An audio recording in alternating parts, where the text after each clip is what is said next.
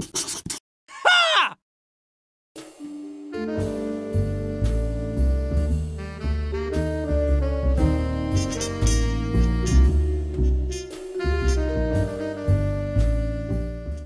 So, during last week's Junk Drawer episode, I wound up including the ongoing perceived impasse between video game culture and feminism as one of the things I hadn't quite found a whole episode worth of material in yet. Judging by the response to that one particular part, I should evidently be trying harder to find it. But hey, since we haven't had a serious issue episode in a little while, and since I've got something kinda different planned for most of October, okay, let's dig into this a little bit. Watching these infrequent flare-ups with as much objectivity as I can muster, in my opinion, the whole gamers versus feminist thing seems to crop up a lot of the time due to a simple matter of the two parties, or at least certain representatives thereof, talking past one another. Feminist academia seems to see gaming as being wholly represented by the likes of Duke Nukem, while many gamers seem to be under the impression that the entirety of feminism is represented by, say, Andrea Dworkin. Oh, look it up. I've got like 5 minutes for these things. Anyway, as I in fact mentioned last episode, the most repeated rationale for ruckus regarding this realm tends to be the issue of how female characters are depicted in games, usually framed in visual terms more so than in regard to issues of gender narrative, though there are some exceptions. Here's how it usually goes down. Someone, frequently female but not exclusively, raises a complaint or even merely a concern about, let's just save time and say this, for example, and is immediately met by a torrent of responses from gamers that don't so much disagree with the argument as they do rage with anger at the idea that there's an argument to be had at all. Soon enough, usually soon enough to simply be called immediately, this will descend into a chorus of anger at the perception that, wah, the feminists want to spoil our fun. Now, folks, I'm just a guy. I'm not going to pretend to speak for women, know what women are thinking, or anything quite so presumptive or arrogant. But I do know quite a few women, including quite a few women who'd be called both gamers and feminists, so I'd like to think I've been able to at least absorb the basic gist of what it is about this stuff that sometimes bothers them and, maybe can give my particular take on it. See, here's the thing.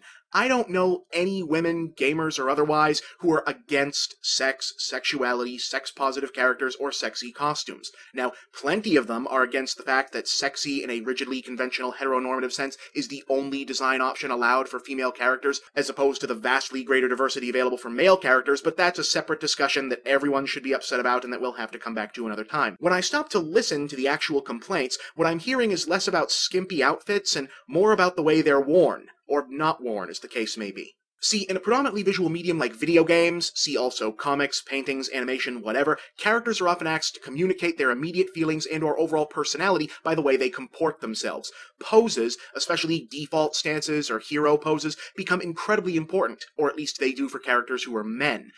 When you look at an official still or even an idle stance for a male character in a video game or comic or cartoon or whatever, said male character's poise and comportment are usually carefully set up so as to convey or imply a specific attitude in the moment captured. For example, this pose implies strength. This pose implies bravery. The implication here, resolve, discipline, flippancy, confidence. This pose implies that Bowser has a certain degree of power, but is not content with it and maybe wants more. That pretty much sums him up, right? Whereas this pose implies, I'm going to enjoy this impending fight. Everything about Marcus Phoenix always implies, I've been through hell, which means I'll get through this. Why is Nathan Drake typically depicted grinning like an idiot while about to do something dangerous? Because it implies, chill out, I got this.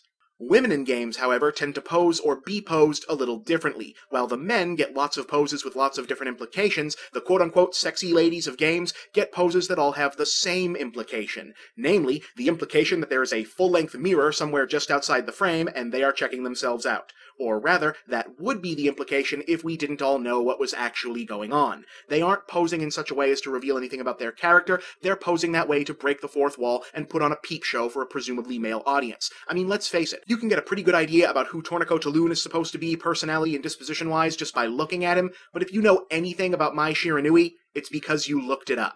Now, yes, there are some instances where this has been done for intentional subversive effect like Bayonetta, or the obvious sexy body monster face gag at play with Milena, but those are the exceptions that prove the rule. The problem is not that these characters are sexy or even sexualized, it's that the way in which said sexiness is presented communicates a message from the designers to players that essentially says, we assume most of our audience are heterosexual teenage boys, so we're not even gonna pretend to care about anyone else. That sucks. That's a problem, and that's what needs to start changing. And unfortunately, it's not going to change until certain factions of the gaming community get over their knee-jerk aversion to feminism and women's issues in general being part of the 21st century game conversation. It's high time for the gamer culture in general, and the entrenched male side of gamer culture in particular, to accept that this is an issue and join the voices asking the industry to address it.